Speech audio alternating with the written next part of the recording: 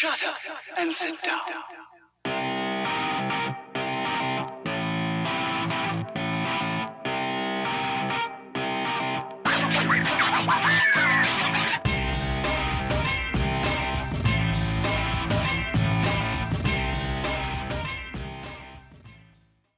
right, I'm just going to get right into it. Rock it, dude. I'm sitting here with Mark Ellis. Oh, this is happening. Yeah. Oh, okay. We're on audio record. We're actually recording. We're actually going. Who? Like, I was expecting, to be honest, like, hey, I can't make it tonight. I might have postponed a couple times, but this is what I wanted to do. You really? Yeah, I'm very excited. Now, I didn't realize you could actually talk. So if you could turn my cans down a little bit. Okay. My ears are bleeding. But and that's mostly from my voice, not yours. But, okay. Yeah, I'll turn you down. I'm glad we can make this happen. You get hit with screenings and because people always want to hang out at night or do things, and I'm like, a week ago this was wide open, and then King Kong decided he needed me to see his movie, so you have to make that adjustment. It's one of the very few drawbacks to this gig. Was it worth it? Was it worth seeing it? I'll say this. If I had a screening tonight, I would have been glad I canceled it so I can hang out here with you today and talk about God knows what. Are we talking about me? I'm talking all about you. This episode's going to be all about you. Okay, well, I don't know you that well, so you're going to have to give me 3 facts about yourself. 3 facts? Yeah, wow. just so I can find some sort of common ground here. I'll find common ground with you, I think. Okay. Yeah. But you're not from LA, though. I'm not from LA. Where are you from? I'm from all over the place, really. My dad was in the Air Force, so you move around a lot. You're one of those kids. When you're a kid, I'm one of those brats. Yeah. And we settled in Virginia. I was born in North Carolina, moved from North Carolina to Florida, to Maryland, to California, to Maryland again, and then settled in Virginia. Wow. And then went to school in North Carolina for college, and then moved out to LA. So. Why did you decide to move out to LA? Stand up. Yeah? Yeah. There's going to be one of them funny people. But there's 2 options you have. If you want to be a comic, at least in North Carolina, you can go to New York or you can go to Los Angeles. If you really want a lot of stage time and try this thing as a career, those are your best options. There's a lot of smaller scale places that you can live if you want to take the next step, like Austin's a great comedy scene. Minnesota actually has a great comedy scene. Minneapolis does. Chicago, those kind of places. But I had a buddy who was living out in LA, and we went to high school together. He's like my best friend, and he just broke up with his girlfriend, and I just broke up with my girlfriend, and he had a couch I could sleep on. So I'm like, sweet. So I slept on his couch for 3 months. Yeah. And just, fell in love enough to get our first place together. But did you start in North Carolina? Yeah, technically I started in Atlanta because I drove down to Atlanta from North Carolina. Just to do stand-up? Just to do 5 minutes. What made you want to do it the first time, though? I guess I had wanted to do it for a while. It was kind of a slow realization from going from just enjoying making people laugh as like a hobby or at parties or in class to, hey, this would be a much easier way to make a living than being a doctor. Really? You thought you could make a living doing it? Oh, yeah. Yeah, I think I could. I didn't know what the iteration would look like. I really didn't. Like when I was in college, I liked watching,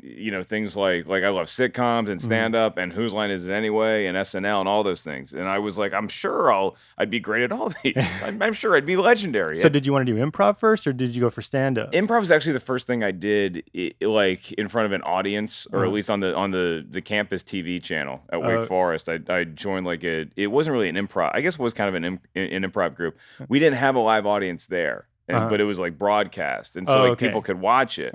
And I very quickly realized that I like something about this. Like I like the spotlight kind of thing, and I like the fact that I'm making an effort anyway to make people laugh. But having other people up there with me that I had to trust and kind of give back and forth with, it never really clicked with me. You're more of the solo guy. I don't like other people, Beardo. Yeah. I don't like other people either. I mean, especially when I'm on stage. If I'm on stage, it's my show, and it's not all an ego thing. It's also like after that show, I can go home and retool and say, okay, what worked, what didn't work, because I know it's on me either way. There's nobody else to blame in stand-up. It's like, this joke didn't work because I didn't do it well enough. Okay. So it's a lot easier to break it down than it is if you me, Cobster, and Cody are all in an improv team together. It's like, well, you get backstage after the show and it didn't go so well, and it's like, well, who really are we blaming here? Who's the weak link here? You know? And you can't really say, hey, you're the weakest link. You got to get out of here. Yeah, because everybody has egos in performing. And so you don't want to be the one that's like, hey, Beardo, you're kind of holding the rest of the group down. Yeah. You know? But you become an individual very quickly, and I'm just embracing it. Yeah. But isn't kind of like it's kind of a control thing, right? Like you like to be the center of attention. You like to control the act that you're performing. Yeah, I don't want to give it away to somebody else, you know? And I really don't look at myself as somebody who's like, I need the laughs, I need all of the attention. I probably am that. But deep down. I mean, I also just think it's easier. It is literally easier for me to just walk on stage and tell a joke than have to prepare something ahead of time with somebody else. Oh, okay. Like I see actors and they have to get together like every day and practice together. Every day somebody has to come over, and it's just I like living more of a sedentary lifestyle when I'm not here doing Schmoes or Collider. When I'm on the road, that's when I do just get to go back into just being me and be alone with my thoughts, because I like expressing my thoughts on stage. So you like being alone? Love it. Yeah. Absolutely love it. But aren't you in a relationship though? Yeah. Yeah. So how does that work? I don't get to be as alone as much. I have the same trouble with my girlfriend. Like she wants to be around all the time, but I like that alone time, and it's hard to like communicate that to her. That's one of the first hurdles you get through when you're in a relationship is like, hey, I love you, but I need naps. You know, like I need some time to just be able to have my thoughts, and I think that I might need it more than most people. Like that's just, and there's sometimes you have to accept certain things about your own personality. Yeah. Where like, look, I'm a total pussy. Okay. I simply can't write jokes in a crowded room with a bunch of people, or even with one other person, or with the TV on. I know how I work best. How do you work best? I am by myself, and I can go to a coffee shop, or I can stay at home. Either way, that's when I can write my best. Because writing is the hardest part of the whole game to me. Yeah. Because I can be around people all day and then literally roll onto a stage, and I think I can pull off a show. I mean, it takes years to get to a point when you're at least confident enough to do that, or stupid enough to do that. But the writing thing, you really have to unlock a part of your brain or just get warmed up. And so I just need to be by myself so I can type just anything for 20 minutes. I go really stream of consciousness, whatever happened in that day. I'm not trying to write jokes. And then something in your brain, it's like playing a stupid role-playing game where you got to wander around the village for a little bit, find the guy with the key, get him to give it to you, then you unlock the door, and then boom, we're in the next level, and now we can start to really create something hopefully special. Okay, that makes sense. 99% of it's garbage. Yeah. And you want it off your computer so the NSA can't see it, but there's that 1% that's like, that made everything else worth it. So it is on your computer, it's not like in a little notebook, you write little notes down during the day? Yeah, I mean, anything that, like I have joke pads, I have stuff on receipt tape from bars, I have napkins, but most of it is it's on a Google Doc, which is not safe, because even though it's just shared with me, I know I'm gonna have a couple beers and hit the wrong button and think I'm sharing a Schmodown document with everybody, and instead it's dick jokes. Is it? It's a lot of dick jokes. Would you be embarrassed if that did get out? No, I think at the end of the day, I don't. It's very personal shit. I mean, it's because you have to be able to tap into that place. So I do not want people to see that. Yeah. And the closer people are to you, the more you don't want them to see that. But I'm not going to be too embarrassed about anything that comes out of my head. I think I'm a fairly decent person, so anything that I wrote, I would stand behind. Yeah. Do you notice that? Or do you notice? I see you looking at my computer. No, I'm looking right at. I'm wondering like, what's glaring. Your password? Yeah. But trust me, my password is not that hard to figure. It's like Mark, capital M. It's going to be some combination of the things that I really enjoy in life. Do you write about? I've seen your stand up, and it is not necessarily joke, like actually like set up punchline in that joke sense. I don't know if it's changed, because I saw you a long time ago. I don't know. Yeah. I think I mentioned you live. Yeah, at the Comedy Store. Oh wow. Okay. It was like maybe 2014, 15. Nice. Okay. Yeah. Because I hadn't been to the Comedy Store up until then, and the first show I went to was the roast battle in the Belly Room. Oh right. Yeah. Because I was an intern at the time, and I was like, oh, free show. in the belly room. Yeah. So I went to, and it just like blew my mind. Yeah, the roast battle, that man, when that thing was like before it was on Comedy Central, and it was just, you knew that Brian and Rel had something special. Yeah. And because I've known those guys forever, and they created this thing, and it started getting bigger and bigger, and it felt like an event, even in the belly room. Yeah. Because the belly room's the smallest room in the Comedy Store. The AC doesn't always work, so you'd be up there, but all of a sudden it would be packed, and there'd be celebrities in there, and everybody's sweaty, but it felt like there was like an intimacy about it that really made it pop, and I think that's one of the reasons why it's as big as it is now. Yeah, I remember like back then, like it wasn't as popular, and I would just walk in, grab a seat, and just enjoy the show. Right. And then after a few months in, I had to wait like a couple hours just to get in. Yeah, I think it's a little like Schmoedown in that sense, where Schmoedown was just the thing we were doing on the podcast, and it was fun, and it was, we make it competitive, and then all of a sudden it starts to pick up steam, and it's like, wait, we really have something that people are glomming onto here. Yeah. And then so once I started going to the Comedy Store, I went to the OR, the original room. Yeah. And that's where I saw you. Oh, okay. Yeah. At that time, I had no idea who you were. Oh, really? Yeah. The OR, it's a great workout room. Uh-huh. It's a great room to try new stuff, and that is the toughest room in the country, in the sense of being an actual comedy club. Yeah. Like it sucks doing stand up in, coffee shops and stuff like that, where you get heckled by the espresso machine because it's louder than the mic is. But you want to talk about an actual comedy club, the OR, and for whatever reason, the audience, they're just so good sometimes at smelling a new bit or fear. They can do, audiences can just be, they can laugh all night at the dumbest shit, but they intrinsically sense certain things. It's very animalistic in that way. When they get together as a group of people, you can see 5 comics, and they could probably fill out a census and tell you, this was the guy who's been doing it 20 years. This was the guy who's a little new. This was the guy who's drunk. This is the guy who's trying out new stuff. So they're very good at sensing that. In the OR, for whatever reason, they have a heightened, it's like the X-Men Danger Room for comedy. I don't understand the reference, but I'm going to go with it. The X-Men would like train in that danger room. And so sometimes you'd walk into the danger room. It's like, I just want a light workout. I just want to battle a couple of mutants today. And then other times the training room is like, oh, we're going to practice against Apocalypse.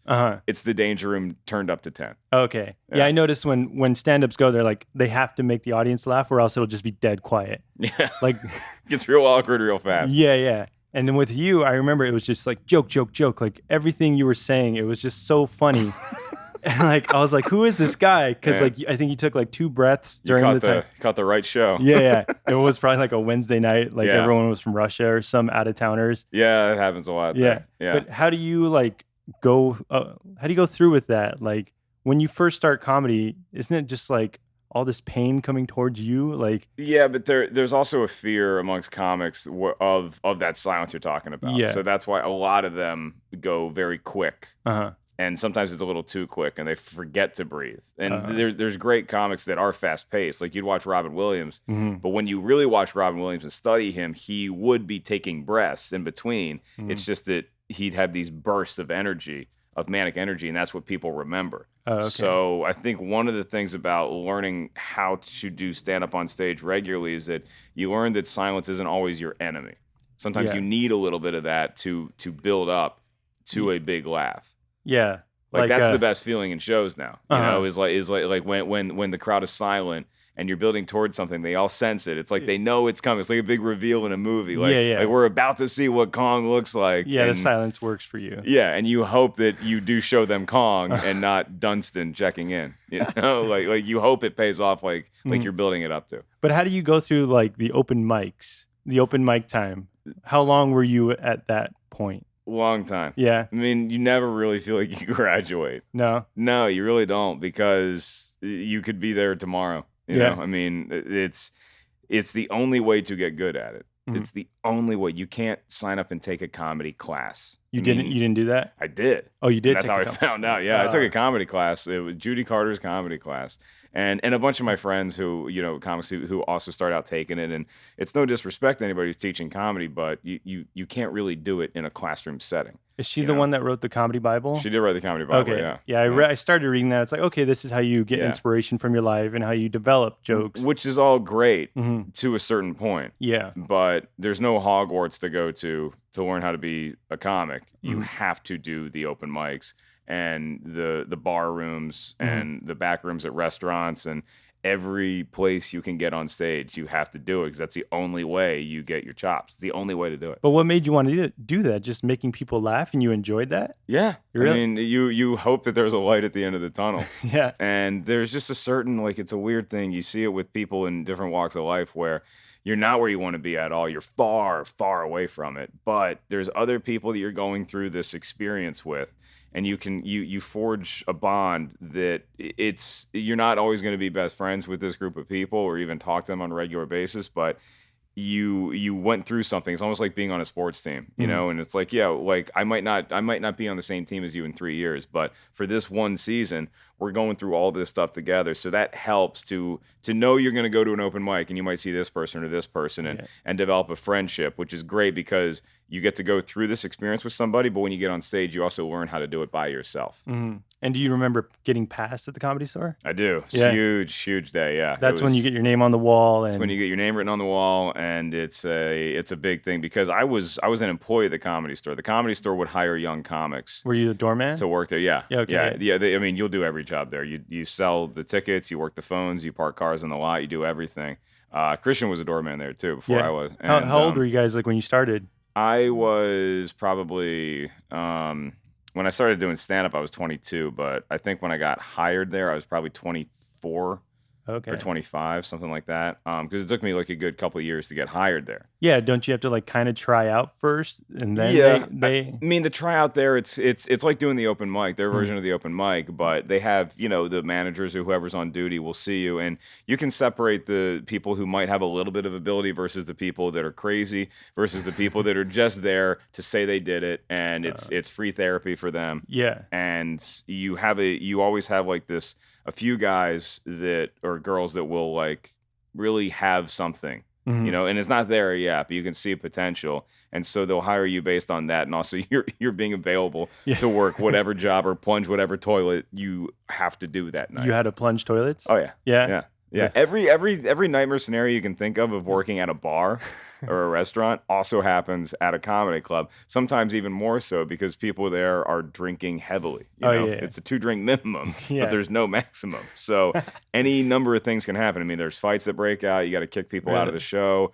I mean, there's a lot of crazy stuff that went down there. I remember taking a shit in one of the stalls over there, and just like a fat cockroach just goes across the sink. Oh yeah. It's gotten better from the sanitation standards, but I remember there was a giant rat there when I was a phone guy. So this is like 10 or 15 years ago. But the rat was so big, they had a trap set for this rat, and he was so big, the trap got him, and he didn't kill him, and he just was walking around with this fucking trap, and it didn't even hurt him. It was like Jaws with the barrels. Just like, it's fine, I'll keep swimming. And he gives you that look. He's like, what now? Like, what the fuck? Yeah, it was it was pretty intense. Like this is inconvenient to me, but it's not going to stop me from doing what I want to do. Yeah, it was just like we just created this super rat now that has like this armor shield on it now. Now he's going to tell his buddies like, let's go get the Comedy Store. Go to the Comedy Store. They give you a free suit. It's great. Yeah. Do you have any crazy stories at the Comedy Store? I mean, I had to break up a couple fights. I never saw anything, but I have a lot of friends that saw like hauntings, like ghosts and stuff like that. That's what they say. There's spirits over there. The most haunted building in the world. There's a couple of them. There's an old woman that will try to push you down the stairs. The belly room in the stairs? back of the belly room. The back of the belly room stairs. Oh, the ones going outside? Yeah, okay, yeah. Those, and then you also have an older man who wears a top hat and a suit, and usually sits in one of the first 2 rows watching the show. Of which room? And his name is Gus. That's also the belly room. It's all in the belly room. Gus, yeah. So the rumor is back when the mob was like running LA in the 20s and 30s on through the 50s. When the Comedy Store, before it was a comedy club, it was called Ciro's. It was a nightclub. And you'd go there and have a good time, where in the original room or the main room areas, down below is where the mob would whack people. Really? And above, I heard the rumor that they performed illegal abortions up in the... That might be an urban legend, I don't know, but it's like, they do a lot of crazy things there. So. I wouldn't put it past it, though. No. Like, that seems totally plausible. Absolutely not. Yeah, especially when you go down to the basement by yourself at like late at night to like turn off the lights, or it's it's not a fun place to be walking around by yourself in the middle of the night. I didn't even know there was a basement. There's a basement like underneath, like where the kitchen is, or it's underneath the original room.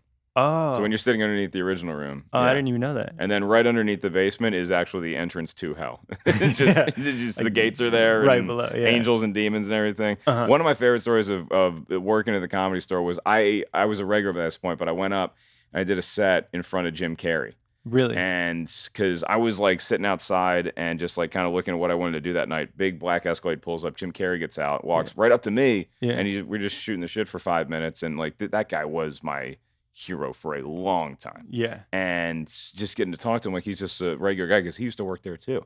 He used to be a doorman and so we got passed and everything. Swapping stories like that. I go on stage. It gives me a fist bump as I get off stage. And I'm like, okay, that night made. Yeah. And we start talking more in the back. And he was asking me, he's like, yes, I mean, what do you think is the difference between here and the Laugh Factory? And I was like, well, the Laugh Factory looks like a happy place. Yeah. It's all like bright and neon and looks like a family place. Yeah. It could be it could be, you know, a comedy club, but it also could just be any nice brightly lit stage. And that works for the Laugh Factory. It's a very fun room to perform in. But when you go to the back of the Comedy Store and you're standing where we are at the back of the main room or back of the OR and you look towards the main room, it's dark and there's like some weird lighting going on and there's some red lights down there. And I was like, Jim, if you had just died, right? Yeah. And you like a finger pointed that you need to walk that way, would you think you're walking into heaven or would you think you're walking into hell? And he started laughing. He's like, I'd turn and I'd run the other way because it can be an intimidating place. That's awesome that you made Jim Carrey laugh. Yeah, it was pretty good. It was a pretty good night. You guys keep in touch too? Yeah, I mean, I text him more than he texts me. Okay, I actually had his number in my phone for really for a long time. Yeah. But it's him. I got to meet him. David Lee Roth came in. I got to do a show in front of him. Yeah. Chris Rock, I've gotten to do a lot of shows with there. And you know, all like the big comics, they all come by there at some point. Yeah, like you're still doing shows there, right? So now, like, it's getting like a resurgence of popularity, in my opinion. It really is, and particularly the store, but stand up in general. I mean, people have more ways to get their comedy out to the world, and people are starting to realize that everything else in entertainment seems a little contrived or scripted or inauthentic, if that makes sense. Because like you watch like The Bachelor, people know that's not actually that there's producers telling them what to do. You watch a huge big budget movie, every little piece of that thing has been so finely crafted and it's great to watch and manipulated. But stand-up is the only place where it's just still an honest conversation. It's one person idea, their viewpoint on life, and you get to hear it. And I think that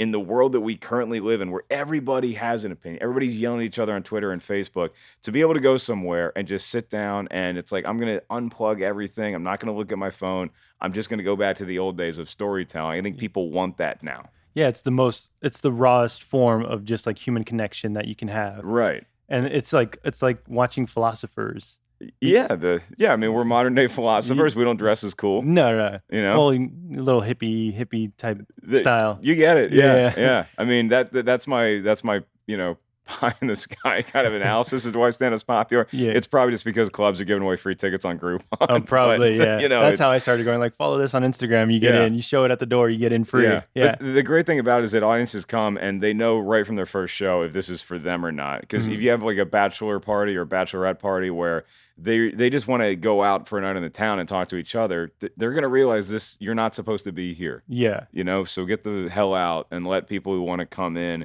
and watch stand up. Yeah, like the loud bachelor party group, they want to be the center of attention in the club, right? When it's supposed to be about the comedy. Yeah. And it's like, hey, I want to be the center of attention too, and I worked harder than you did at this particular thing. So you can be the center of attention at Saddle Ranch. You can go ride the bull. I get this stage tonight. Yeah. And you're still performing there. Like Chris Rock is performing. Judd Apatow came back to stand up. Louis C.K. is there all the time. Yeah. So you're performing with like the top brass. Yeah, Apatow's a funny guy. Yeah. To watch go up. Because he had to go before me when I was on the lineup before him one night, and he had to switch with me, which happens sometimes. So, and he's Judd Apatow. So what am I gonna say? Oh no, sorry, I gotta go up. Did he bump you? He's like, it was technically a bumping, but he made sure it was cool with me, and I was like, yeah, sure, whatever. Then he was very nice, and he was like, what do you want me to say about you when you bring me up? And I was like, say whatever. Yeah. And he kind of looked at me, he's like, all right. And so he has a good set, and he brings me up, and he's like, this next motherfucker, he is so cocky. I said, what do you want me to say about you? He said, I don't care, Judd. Just get me on stage.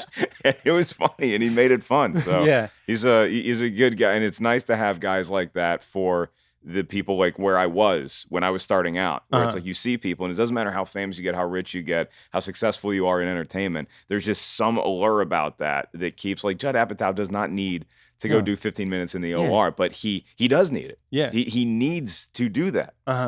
Yeah, he has all these TV shows, these movies in production. Yeah. But at the same time, he needs to know what's funny. Yeah. And that, like, what people are still laughing at, what's relevant in the world, because like he's living in his mansion somewhere else.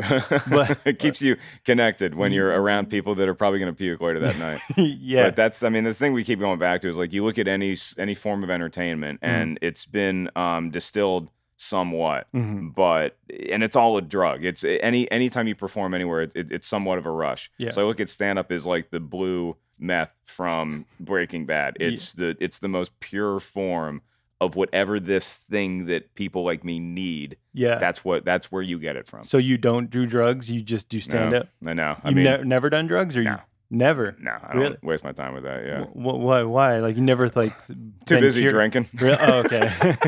No, my only drug is, a few Coors Lights. Yeah. But I've tried to, I had a pot cookie one time. I tried to smoke it a couple times, and it just never. Really? Yeah, it didn't pop for me. I didn't like I didn't like any number of things about it, but I don't like having my mental state that altered. I can see you, like, because you seem like a heady guy. So like when pot gets into your head, you're just like analyzing everything, and you don't like it. Yeah, maybe that's it. I wished I'd had an answer that good, but the bottom line was, like, I don't like feeling hot smoke in my lungs. Oh, okay. I never smoked cigarettes. No. I don't do any of that stuff. Your parents never did any of that stuff? No. They just drank? No, they just threw bottles at me. The bottles they no, they weren't even big drinkers. Like, my dad would have like a Budweiser too after work on Friday, but that was that was it. But do you drink a lot? It depends. It's like when you go to the doctor's office and they're like, okay, how many drinks do you have a week? And I'm like, 3 to 20. Yeah. But I try to balance it with the rest of my life, because like, when you have to be on camera as much as me, you don't want to look like, you're going to look like shit sometimes. Yeah. And you're going to be able to tell, like, ooh, Mark's looking puffy today. But I'll try to keep it to Friday and Saturday. Okay. If anything. And then maybe if we have a good show here at the Schmoes Know live show, I like going out with the crew. I've invited you out literally every week you've been here, and you've always declined my invitation. I know. I feel so bad because you come to me and it's like, you know the answer, but you still ask anyway. I still ask, and I still I'm like, hey, maybe it'll happen tonight. Yeah. Maybe Dad will want to play catch with me tonight. No, but here's the explanation. You don't know the explanation, but I live an hour away. Right. So if the show ends at like 9:00, and we get to Barney's Beanery at like 9:30. Yeah. And then what time do you guys leave? 11-ish? Yeah, but see, we're getting into the wrong sort of details here. That I don't care what happens to you after we leave. It's the fact that we're going out and breaking bread. I know. But you're moving soon. Yeah, that's the thing. Yeah. Like, I'm moving closer I'm going to be in Glendale. For the specific reason. Just to go to Barney's Beanery. That we can go to Barney's together. Yeah. It might be, once Yard House gets built, we might split our time between Barney's and Yard House. Maybe hit a Wood Ranch on occasion. Okay. We're going to restaurants, Beardo. Okay. See, I'm up for that. Yeah. I don't like being around people, though.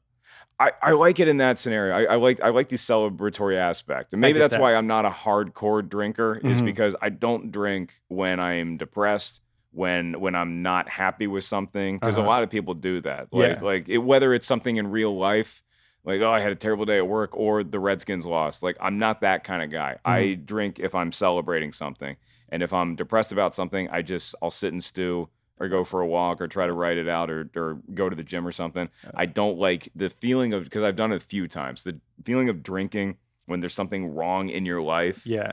sucks. It just makes it worse. Yeah, dude, all you're doing is you're just trying to make yourself drowsy so you can fall asleep. And I'm not into that. So do you drink by yourself? Yeah. Yeah. Yeah.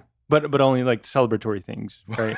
I just celebrate by myself. No. Just have a huge party in my hotel room. No, but I mean, I enjoy doing that after a good show. There's something I'm particularly proud of. Yeah. I have no problem because I'm on the road a lot by myself. And I have no problem going out to a bar afterwards and having a couple beers or going back to the hotel, having a few before I go to bed. I'm totally cool with that. Yeah. But I know what you mean about with like when a good live show happens, you just get that rush of energy afterwards. You got to do something with it. Yeah. I'm driving home just like blasting Metallica or something, and I just feel like that was a great show tonight. Yeah. It's just like it's a cool feeling when everything clicks in, and it doesn't happen all the time. You know, it doesn't even usually happen.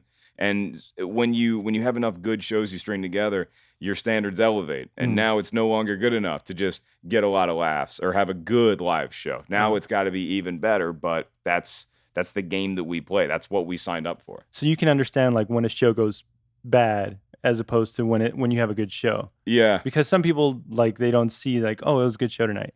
But they don't see like what went wrong and like how we can fix it. Right. There's comics like that too. That they don't work on. They get what we call laugh ears.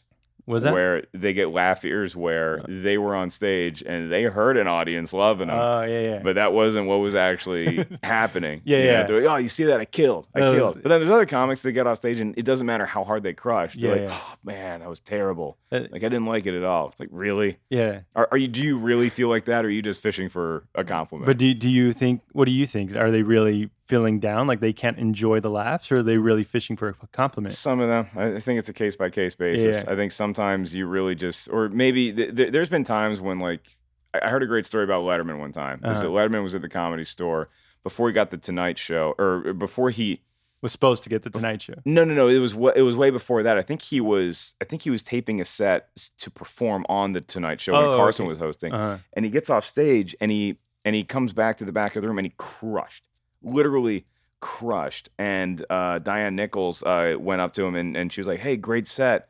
And he's like, "They were too hot." It's like, they were too hot. And he's like, "Yeah, but it's." He wanted this show to feel exactly like he anticipated the actual Tonight Show crowd feeling. Yeah. And he didn't get that. He got a crowd that was so ready to go, that was just ready to like bounce off the walls laughing. And so he knew that this is a false front. He's being set up for something. And a lot of that is Letterman just being Letterman. Yeah. But it's also a cool story where it's like, you're going to get in front of crowds and they're just going to love everything you do. Doesn't mean you're Eddie Murphy. Yeah. You know? But I know like Letterman's really hard on himself. I remember hearing stories like after every Late Show, like he would put a hole through a wall because he's just punching, he's just pissed off. Yeah. He wants to have the best show every night. Yeah. It's the weird thing about a lot of people in entertainment, I think, are like that. And maybe other walks of life, I don't know, is that this is the only thing I've ever really done and tried at. So I know that comics, you could have 300 people in a room, in the original room, and 299 of them can be laughing, can be howling. Yeah. There's one person that is not having a good time. Your eyes are going to go to that person. And you're going to be thinking about that person after you get off stage. It's not going to be everybody that loved you. It's going to be the one person. Same thing with like if you go on Twitter. Yeah. Right. And like you post something and everybody's like, "Oh, yeah, this is really fun," or whatever. Then one person is like, "Nah." It's like, that's the one I'm thinking about. Yeah. Do you read the bad comments about Schmoes Know? Oh, yeah. Yeah.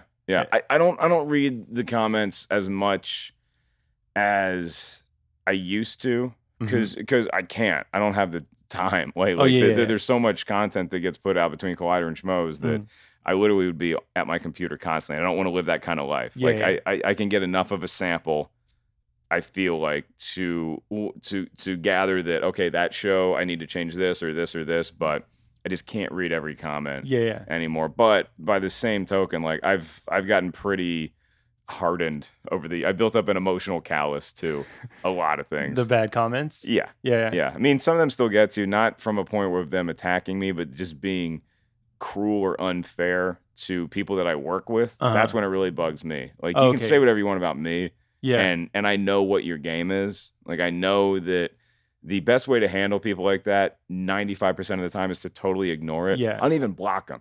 Because when you block people, they know they got a rise out of you. They still get that satisfaction, like he saw me. Yeah. He heard me. Yeah. I look at it like they're a villain in a video game with a power bar. And if you block them, that makes their power stronger because they know they got to you. But if you don't even acknowledge that they exist, that's the worst thing that can happen to them. It's like, I literally didn't see your comment. Yeah. You know, hey, you see what I say about you? Yeah. You see what I said? And it's like, no, I literally didn't know you were a life form. Sorry. Then that gets them more because they're like, but he didn't see me. I'm talking shit, but we're like, I want to feel validated. And it's the hardest thing to do. Because, you know, if you're a comic, you've been working for a number of years, you know how to handle heckles. Yeah. But sometimes you just don't know what's going on in people's lives. A lot of time, it's a 13-year-old who doesn't know any better.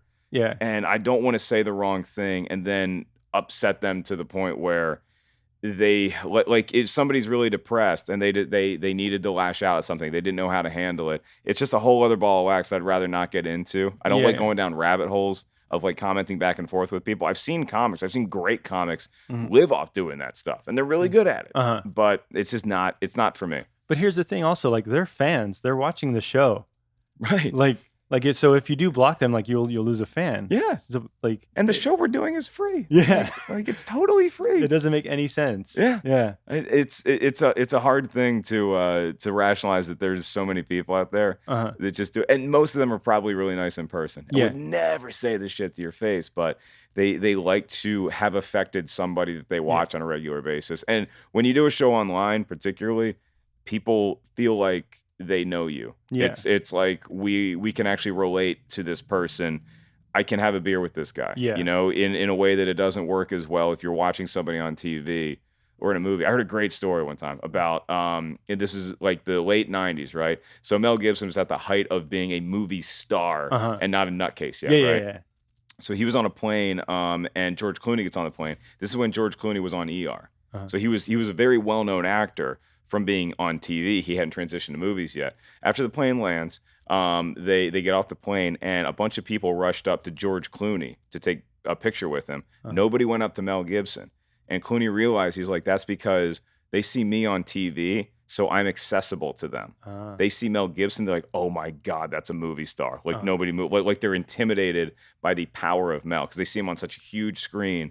They don't want to go up to him because they're afraid that he's going to say no or something. But this just the doctor from ER. I can go take a picture with him. Yeah, it's the guy in my living room that I fall asleep to. Right. Yeah. But by the same token, I enjoy like the minor regional celebrity status D- list that I'm on right now. Yeah. It's a lot of fun to be me. It's a lot of fun to occasionally get recognized, go to a show and have people know who you are. Wearing your shirts, the Schmoes Know Show and everything. It's awesome. But if it gets past that, it does get to be like a little hysterical sometimes. What do you mean, like get past? I went to VidCon and there is YouTubers, people that are famous for being on YouTube that have millions and millions and millions. And when they walk around, it's like the Beatles landed in America. Yeah. And I don't want that all the time.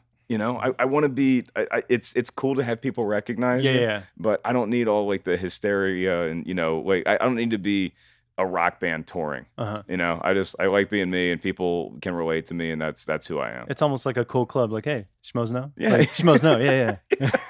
Yeah, it's like a password or something. Yeah. It's cool. But also because you're on YouTube and you're talking directly to the camera, they think you're talking right to them. Yeah. And it's like, oh, that's my buddy Mark. Right. That's who I see every week, every Wednesday night. I wonder if that's part of it too, is the amount of eye contact. Yeah. Because there's never eye contact. It's like the whole thing about TV and movies is don't look at the camera. Yeah. You're staring right down the barrel. You're just like, hey, we're going to talk about Logan today. I'm looking at these fuckers right in the face, Beardo. Yeah. I'm telling them what I feel about the Last Jedi crawl text or whatever we're talking about. Whatever, yeah. Yeah. But I remember the last time, I don't know if it was the last time you got, like, not you, but Sasha got harsh criticism. Right. And what happened with that? It was a situation where I feel like for whatever reason, you have fans that will speak up and they will attack women for things that they would never attack a man for. What? And like how? Because women are so much more scrutinized in this industry than men are. Mm-hmm. And it's something that I, as a man, didn't really know how bad it was. Because you can tell somebody, like a female co-host or something like that, you're going to get bad comments, just let it roll off. But it's not necessarily that fans are saying negative things, that they didn't like the show. It's that they're saying very evil, sexual, dirty things and making threats. When it crosses that line, because I don't have my life threatened a lot on Twitter. You do or you don't? I don't. Okay, I don't. I don't know that maybe one person has said they wanted to kill me. And I'm like, cool, bring it on. But if you're a woman and you're put in that situation where, and it's happened to a number of people I know in this industry, where it's like, hey, it's not, I don't agree with what you said about the Incredible Hulk. It's, I don't like your take on the Hulk. I'm going to find where you live and I'm going to stab you. That's what she was getting comments like that. Yeah, like that. It wasn't exactly that, but it was stuff inferring that. And that's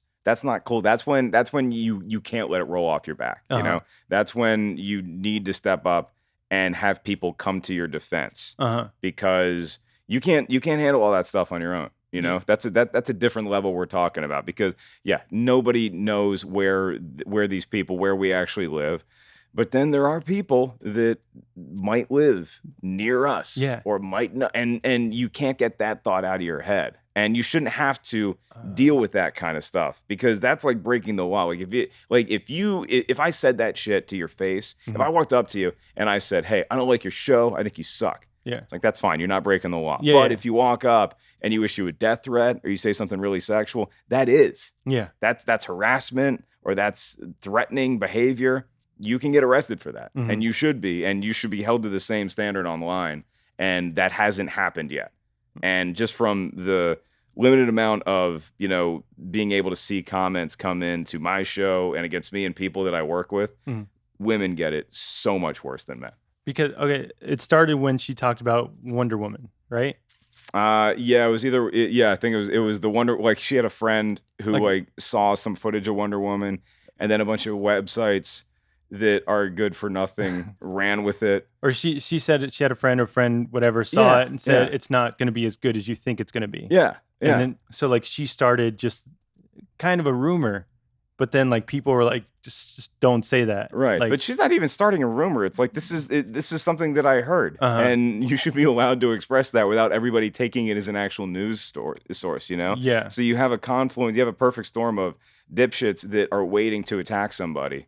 And you also have people that are so hungry for a scoop, for people that just want to get their hands on the first piece of information about Wonder Woman that they're like, that's good enough for me. I'm running with it. Yeah. And that gets taken to the next level. And then people want to blame her for just our show is very casual, clubhousey for a reason. We just want to celebrate and talk about movies. We never said, hey, welcome to the Schmoes Know live show. We're going to break stories here. Yeah. We're having a conversation about this stuff. It's like buddies like in a basement just talking about movies. It's like, and, hey. And again, 95% of sane people realize that. Yeah. That I'm going to say stupid shit all the time, and Sasha's going to say something that her friend heard. And that's fine. That's fair. I would rather have a natural conversation like that where you occasionally get into, oh, well, is that a rumor or how'd you hear that? Than just have some boring conversation where I hope Wonder Woman's good. Yeah, me too. Like I applaud her for doing that kind of stuff. Yeah, she brings a lot to the show. Yeah, it's a lot of energy. It's a lot of life. Is she going to be back on the show or what happened to that? I'd love to have her back on the show. I mean, if you look at every co-host that we've had on the show, like besides Kristian and myself, male or female, she's one of my all-time favorites because she's got this fearless attitude and she is willing to surf with whatever you go with, and she's willing to start some conversations herself. Yeah. In a way that I think a lot of people, if they're on a show, they're not necessarily, they're going to be a little more timid, but she's not. And that's what I love. So I will work with her any opportunity I get. That's what's great about her. She's very opinionated. And like whether you agree with her or not, like she is a personality and she's great on the show. Right. Yeah. I like celebrating personality. I don't think we get enough of that in just honest, fun format. There's always some sort of end game. There's always something else. And it's very rare to just have a conversation just for the sake of having a fun conversation and letting the fans in on it. Yeah. I have a question. When the live show, because you're now like the only host, right? So you command the ship. Well, I mean, as much as anybody, can command that ship. I mean, when Kristian and I were both doing the live show, it was usually him running and formatting and doing that kind of stuff. Mm-hmm. And then, I would be out of town a lot Mm-hmm. because we did it on Thursdays. And so now, like, I might be like running. I look at it in sports terms as I look at everything in life. So I'm the point guard, Oh. So when you play basketball, the point guard, your primary job isn't necessarily scoring. It's getting everybody else involved. It's sharing the ball. It's getting everything run around. So I like letting everybody touch the ball, so to speak. Like everybody getting to have their say, getting to chime in on the mic on whatever topic we're talking about. And and sometimes point guards do have to take over the game, a la Russell Westbrook, and score and rebound and assist and do everything. But I liked it to be a team atmosphere because I don't get that a lot in my other job. It's pretty much just me. Yeah. So when I am in a situation where I can lead a team of people or co-lead with Kristian, I like doing that. It's fun. It's a different muscle for me. Yeah, I noticed that when you include everybody, like Perry, what did you think about this? And then, okay, I got your opinion. Now, Ace, what do you think about this? Yeah, right. And that's why Perry and Ace are really valuable members because they always have something to contribute. Yeah. And going back to the Sasha point, it's like that's why Sasha is so valuable too, is because she can actually run point for a little bit on something. And same thing with Tiffany and Joelle, and a lot of the people that we bring in are able to actually dribble the ball a little bit, and it gives me a break just to kind of recalibrate everything. Yeah, it's crucial to have those people. It really is. I mean, you look at Ken. Ken is a great host. If anything happened to the rest of us in the studio, Ken could host the rest of the show by himself. Yeah. Well, do you notice do you lose focus or anything? And no, but constantly. Yeah, like if you draw a blank or something, you're like, fuck, I don't know where to go with this now. No, I mean, one of the few good things about my mental makeup, one of the very few things, is that I don't think I go blank a lot. Like I can come up with something to say, or at least transition out of pretty quickly. And maybe a little bit better than most normal people would be able to do, because I'm a mutant that has been on stage for so long that I'm a little scared of silence, a little gun shy of silence. But I actually think silence works better in a comedy club sometimes. Yeah. Silence on radio can be deadly. Yeah. Silence on a podcast can be like, what are we doing here? What's happening? That's why you got to take it out. But during a live show, silence just kills everything. Do you notice when the show kind of slows down? I don't mind that all the time because there's times in the live show when some crazy thing happens, or there's a fly, or we're laughing about Capri Sun or whatever it is. You have this great laugh and things are going off the rails, and then you bring it down. You have a nice conversation about Logan, and that's fun to do for me. The fact that you can take it way up to that place, because you can't just have a manic, crazy show for 2 hours. We would all be out of energy. Yeah. And the audience just cannot keep up with that. It's too much. So it's like a concert, you know? You got to open big. You open with just a kick-ass number. You might even kick it up a notch after that, and then you take them down, and you play the ballad. And you go up and down. You want to leave them with a bang, maybe do an encore. That's why rock concerts are so much fun to go to, is because you get to feel a lot of different emotions. You get to experience a lot of different types of songs, all from the same 4 or 5 people on stage. Did you take broadcasting classes, or did you just go is it all from doing stand-up where how to host a show? Some of it's from doing stand-up. A lot of it is just from watching ESPN. Really? I watch a lot of sports, dude. I mean, I grew up watching. I love, there was something about watching a football game and watching Madden and Summerall when I was a kid, or Joe Buck and Troy Aikman, or whoever's commenting on the game.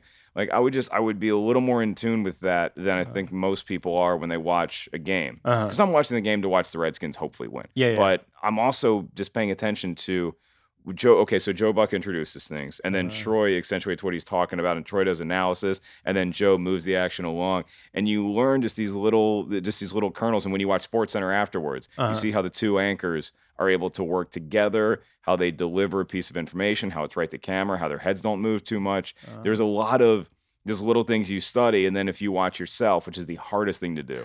It's the hardest thing about this, is watching yourself afterwards and being like, oh, what the hell was I thinking? But you're like, oh, okay, my head's moving too much, or I'm too wiggly, or I'm blinking a lot or something. I should probably use 5 pounds of makeup.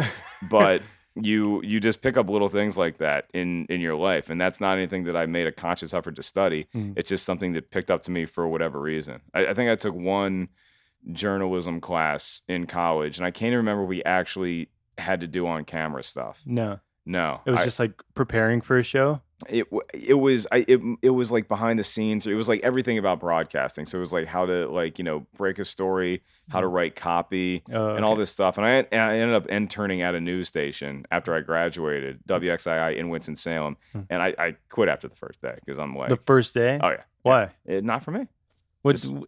What do you expect on the first day though? Like I admit I didn't give it a fair shake, but I knew I wanted this stand-up thing, and I'm like, this is. I thought maybe I was like, okay, well, let me see how the news station goes, and like maybe it's something I'd want to do. And it was people waiting around for bad shit to happen. Oh, and then exploiting it. Yeah, but they're nice people. Yeah. But it's like they're kind of waiting around, and nobody's verbalizing it. But it's like, man, if a hurricane hit, dude, we would have ratings. Yeah. And part of me still like, if I ever retire from this, wants to just be the local drunk sports anchor, just blows in 3 minutes before the broadcast, like, hey, the local team won, look at these high school kids, good luck in college, and go Celtics, and then just clock out. But I'm not there yet. You're not like a typical 9-to-5 person, right? No, you can never do that. I set myself up to avoid. My whole life is meant to not work in an office. Why do you think that is? I don't know. I don't know what it is about. I think that once you get a taste of something that you really enjoy and you love doing it, it's hard to look at your life being anything other than that. So if I continued to intern at the news station, I fell into a groove, met some guys, maybe I wasn't even on camera town. Maybe I was just like a cameraman, or I was an editor or something, and go play golf on the weekends, meet a pretty girl, fall in love, get married, have kids. Yeah. I would think I always would have wondered if I could have done stand-up, or like if I would have been good at it, or what it would have been like. Like I think I would have had that, what else would my life have been like, kind of dream a lot. Yeah. But doing what I do now, I'm incredibly lucky in that I never think, man, what if I had just stayed in North Carolina and worked at that news station? I actually did. I played it out in my head one time. I was like on the road. I think I was at the Cincinnati Funny Bone, and it was just, I was chilling at Starbucks. I was having an iced tea, doing some writing. I was just like, let me just type out what I think my life would have been like if I had stayed there. Why would you go through that? It was fun for me. It was just like, I was just kind of going by the years, and I was like, okay, then I'd be here and here and here. And I was thinking about what I would look like physically and where I would live, what kind of house I would have, how much money I'd be making. I just, all these things, just because it was entertaining to me to see, because like when you go to college, the world is literally your oyster. Most people don't realize that until after, and they've already decided something. But I could have been a doctor. Yeah. I could have done that. But would you have wanted to be? No, not after my first biology class. No. And I was out the door. Yeah. And I was just like, okay, this is something that I actually was flirting with for a minute. So let me just see where this would have gone. And there's no path that I would have rather have taken. I mean, even I look back on the shit I wanted to be when I was a kid.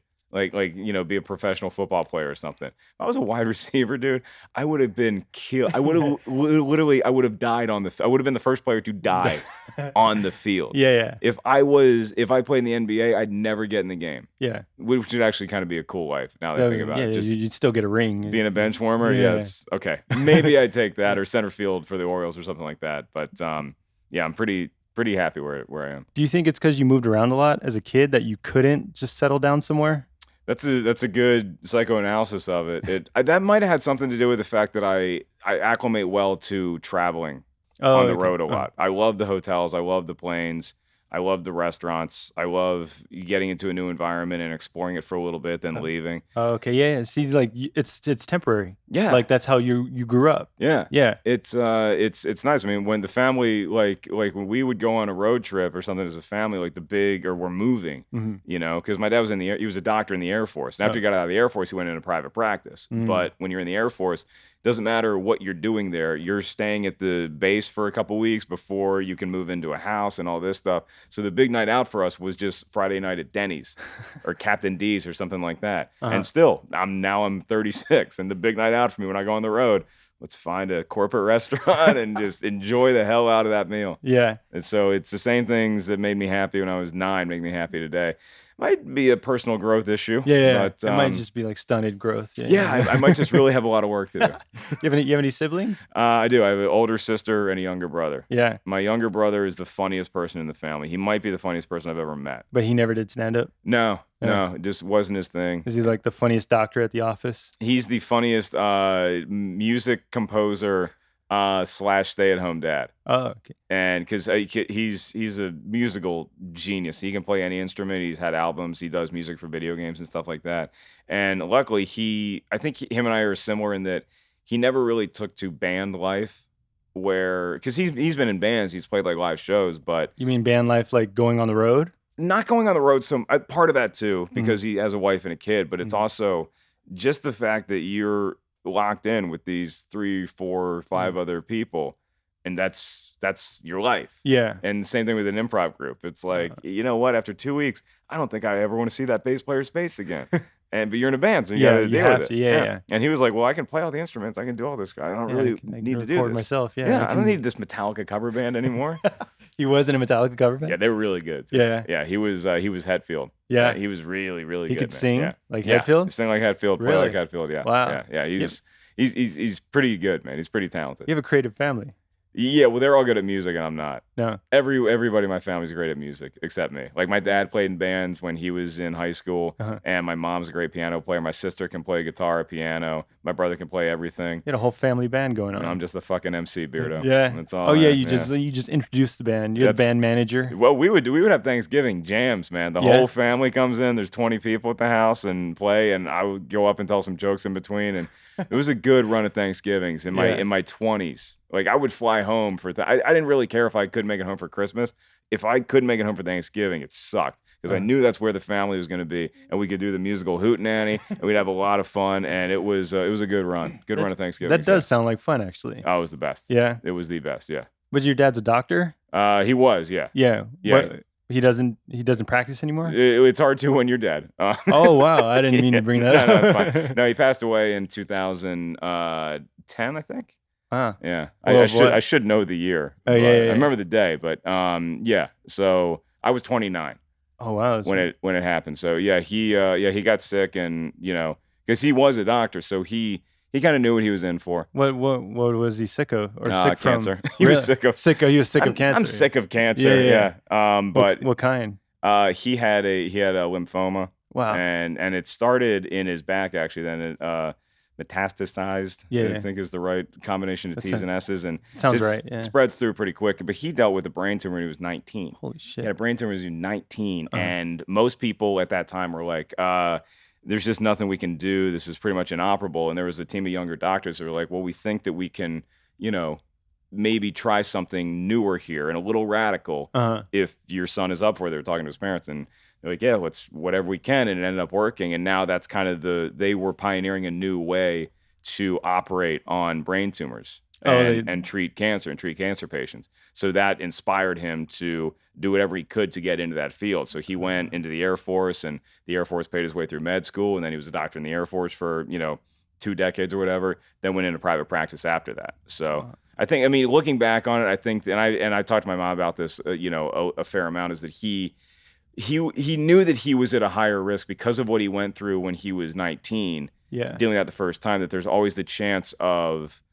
it recurring in some way in your body, that you're at a higher risk. But he never let it affect him. He was never worried. He's like, what if it comes back? No, he had a great life. He had he had 2 kids, and then one that has no talent whatsoever, the one talking right now. But no, we were really tight family. Still really tight with the everybody. So but I'd take the 29 years I got with that guy versus anybody else. So it spread quick. Like once he got the diagnosis, how long after that? 6 months, maybe. Yeah, it was. I think it was August to the following April. Yeah. And the Saturday before Easter, Sunday. It just happened. Yeah, and it's tough because he battled so much, and even when he knew it wasn't, it's like we know the direction it's going. Yeah. He just wouldn't die. Like he just kept hanging in there. And so he was in hospice forever. And, I was like flying home back and forth and stuff like that. And I remember I was there when he died. We were all around him when he died. And it was like this really, interesting thing where it's just like this peaceful thing where you have accepted it. And then you just see it's like, okay, now this person has passed. Their soul is somewhere else. Yeah. And it's an interesting thing to witness. And you always think it's going to be like this weird, icky thing and scary, but it's in a very weird way. It was cathartic for everybody because you see somebody suffer like that. And it's like, yeah, I feel so bad. I feel so selfish that I want you around, but you gotta go. I get it. Yeah, I get it. You want to turn into an eagle or something. Yeah. So, I understand what's going on right now. But you had time. You had enough time to get like that closure. That. Yeah. I mean, you never have enough time. Oh yeah. But you got to tell him everything that you needed to tell him. I mean, there's things you want to tell your dad, which will go on till the end of time. Yeah. He's your best friend. But there's the things that you need to tell somebody and have that back and forth. We got to do that. Yeah. Yeah. Do you still like talk to him? Do you pray or anything like that? Are you into that? Not like a prayer guy per se. Yeah. I mean, I believe in some sort of higher power, but I don't think I need to go to church to do it. No. I don't think I need a guy in robes to be like, oh, what's your message for God? All right, I'll let him know. Yeah. I don't think I need that. I think I can forge a direct connection. But as far as that stuff goes, like, yeah, I think there's just and it might even be something that you just make up in your mind. Yeah. But I'll take what I get there because I'll have dreams like he pops up in dreams. And it's always the same way. And it's kind of a beautiful thing. It's like, we're hanging out and I just have this like weird, like sometimes in dreams, like the real world, the rules don't apply. So you could have a dream about like your right arm is a banana. And in the dream, you're like, well, yeah, this is a banana. It's like makes sense. Yeah, everybody has one of those. Yeah. So it's almost like he died, but he's back, and like everybody's just accepted he's back, and it's like sweet. It's cool. It's like, oh man, we really thought we lost you there for a little bit, but now you're back and you're hanging out. About halfway through the dream, I'll realize that not even necessarily that it's a dream, but I'm like, oh no, wait, this isn't a permanent thing anymore. So like whatever we are, I will usually have the wherewithal, like Inception, to like go up and give him a hug. Oh, like how to control your dream and be like, okay, this is what I have to do right now. Yeah. It's like clearly my dad wanted to be in the dream and come in and say hi to his son. So I'm like, I'll go up and I'll make sure I have that connection. But I can actually like feel it. Like you can feel this person hugging you back. Yeah. And as somebody that like watches a lot of horror movies and is freaked out when you stay in a hotel room and you hear something like that's a ghost or not, it's something that I welcome. It's comforting. With my dad. Yeah. So it's kind of cool, It's not the ideal situation, but it feels pretty magical when it happens. Is there anything like you wish you could have told him? No. Everything. I mean, no, the only thing is like it'd be cool if he could see me now. Yeah. Like what we've been able to build here, and I'd love for him to be at a show. Yeah. And in a certain way, maybe he's at every show, but I know what a kick he got out of seeing me on stage. So he did see you do stand-up. He got to see me do stand-up. Yeah. I mean, he didn't get to see, what I can do now necessarily because I've become a better comic in the 9 or 8 years or whatever it is. Well, my math's horrible. 6 years. How old were you when you got past at the Comedy Store?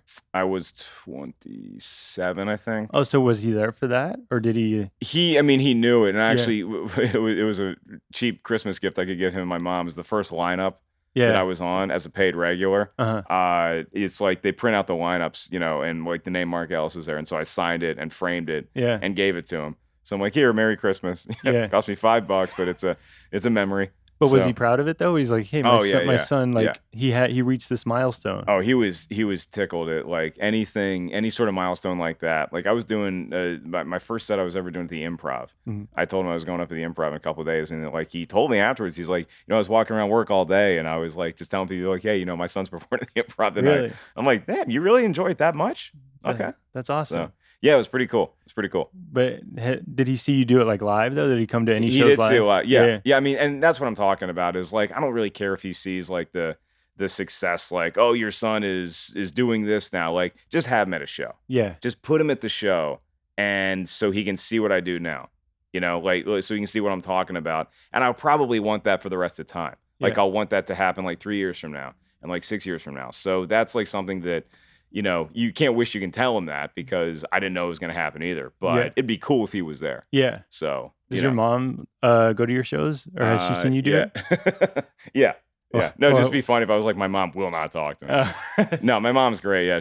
She comes whenever I'm like in town or like on that side of the world. Because she still lives in Virginia. Okay. She's making a run for Florida. She's thinking about Florida right now. So, it might happen. Maybe it should happen because I perform in Florida too. Oh yeah. But so she'll always come to. Does she watch the Schmoes at all? Yeah. Yeah. Yeah. She's great because she's like Brett's mom in that she can watch the show.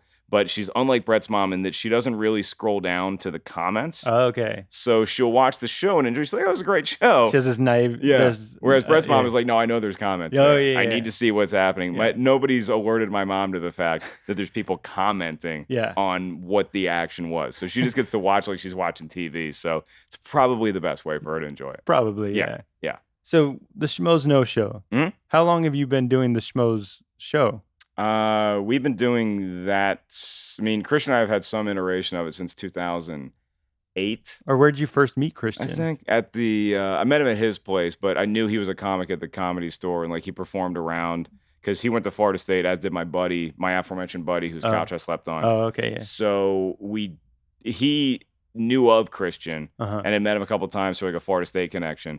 And because, Florida State people, they're everywhere. Yeah. They're like, Florida State, yeah. They're even listening right now. And so I met him at like a barbecue and, he talked and, he was kind of like a bigger comic on the scene then. Were you guys still open micers though? No, he wasn't. No, he was like a paid regular everywhere. Already, and, going up on all kinds of shows, traveling, touring, doing all that kind of stuff. Wow.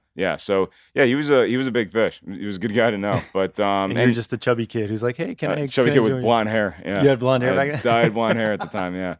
So we'd see each other at the Comedy Store occasionally, and pass by and like cordial. And then he did the pilot Grasping at Straws and cast me in the small role in that. And then we were hanging out on set a lot, making each other laugh and talking about movies. And then we got this opportunity to do movie reviews for Current TV. And it was just us filming each other, what our take on like a TV pilot or something was. And then who would see that? Would it be on YouTube? It was on Current TV, the website. Oh, it was a website. Yeah, it was Al Gore started I think it was a website and like a TV channel, but it was like, channel 850,000 or whatever. Yeah. So you had that going and they liked us the best. And so they wanted to give us like that show. And then there was this other show that they were thinking about casting us for that was talking about movies. And we got really excited and didn't pan out. But by that time we were like, we could just do this thing on YouTube. And so we started the channel. What year was that around? I think that was 2007 or 2008. And YouTube was like starting to get was big? New. It was as he says, it was the Wild West. Yeah. And so you could get there before the gold rush really blew up. Yeah. So because there weren't a lot of movie reviewers on. There weren't a lot of podcasts, weren't a lot of YouTube channels. Right. Yeah. There weren't a lot of trolls. So we started and just had a very natural progression from there, doing the reviews, and there's been a lot of iterations of the live show since then too, with the phases and everything, but it's been a very steady climb. It wasn't like one thing that like shot us up into the stratosphere. We've had big reviews, we've had big appearances on podcasts and TV and stuff like that, but it's been a pretty gradual thing that we really had to get our hands dirty to get us to the point where we are now. We're not like, we didn't like write a song that blew up overnight. It was featured on Good Morning America. It was like it was a thing that we had to earn. 10 years later, you're still like doing it. Yeah. Was it an instant connection with Kristian? I don't think he'll say that. I think he'll be like, who the fuck is this kid? Yeah. But I mean, you have a similar sense of humor where you like making people laugh, and it's like, okay, I can jive with this person, and you just develop this chemistry that I knew we had good chemistry, but I was always against us being on camera together at the same time. Why? I thought it would be I thought it would be like a show where like, okay, here's the Ellis and Harloff show, right? And then it'd be like me giving a 30-second take, and then cut to Kristian, then cut to me, cut to back and forth, and then either him or the woman we were working with at the time, Martini, was like, hey, why don't you guys do it on camera together? And I'm like, nah, I'm a comic, I'm gonna work with other people. But we did it on camera. We just had a great back and forth, like a great natural kind of chemistry, and it's one of the reasons why we were able to separate ourselves from the pack, because there's a lot of people that will turn on their camera and do a movie review. Yeah. But to have two people in there together that are genuinely enjoying the debate or the joke or whatever we're talking about at that time, that's something that, again, like what we were talking about earlier, that comes through on the screen. Whatever format you're watching, if these people are having a good time, you, the viewer, are going to have a good time. So even if I have to do a review by myself, I want them to know I'm having fun talking to you. Yeah. Because I think that makes people who are watching it feel part of a community. Oh yeah, and you can tell when hosts like don't get along. You're like, okay, like that was like a passive aggressive thing that he said. It's so awkward. Yeah. It's like if you watch like a morning talk show or something where maybe they just didn't get their coffee, or maybe it's something else. But even when Kristian and I, when we disagree on a movie or something, you can tell. Oh, I mean, you guys don't always agree on movies. No, like you don't have the same tastes. If you break it down, you would look at us and say we have very similar tastes in movies because we both love Star Wars. We love comic book movies. We also love taking movies, like the Oscar kind of stuff too. But once we get a little bit deeper into that, there's times when we just have these ridiculous disagreements, and it's usually over minutia. It's not over like, a huge thing about a movie. I mean, we felt differently about a movie, but we'll argue to the end of time about the movie Godzilla, but at the end of the day, like we both thought it was cool when Godzilla blows his, blue fire at the end of it. Like that was awesome. Yeah. So we can agree on maybe the big stuff, just not always the way it's presented. But that makes that makes a great review show back and forth, like the discussion back and forth, instead of saying, "Oh, that was good." Yeah, that was good, and agreeing with everything that your partner is saying. Personally, for me, if I had to cast it, I would do somebody exactly like him. Because not him. I would do somebody like him simply because he is able to, because we agree enough to where it's a very copacetic show where we're not constantly at each other's throats. Yeah. I know it's in vogue right now to have the shows like have Skip Bayless and Shannon Sharp yell at each other all day, or have Stephen A. Smith and Max Kellerman just debate, or even Pardon the Interruption. When you watch Pardon the Interruption, Kornheiser and Wilbon, they agree a fair amount of the time. They will disagree, and they will verbalize their disagreements, but they agree enough to where you can feel comfortable, where it's not like an awkward Thanksgiving dinner fight. You know? So Kristian and I agree enough to where we're excited to talk about these movies. But if we have a disagreement, it's there enough too to where the audience isn't watching and saying, these guys just agree with each other. They're just jerking each other off. No, we have our individual points of view. If you had the Venn diagram of Harloff and Ellis, there's a lot of overlap, but there's a lot of individualistic things in there too. And I think that's what's cool about the show, is that it's the right balance. It's a lot like what Siskel and Ebert were, or Siskel and Roper and Roper. Roper. It's like they don't agree on everything. When they agree, they're not forcing an argument.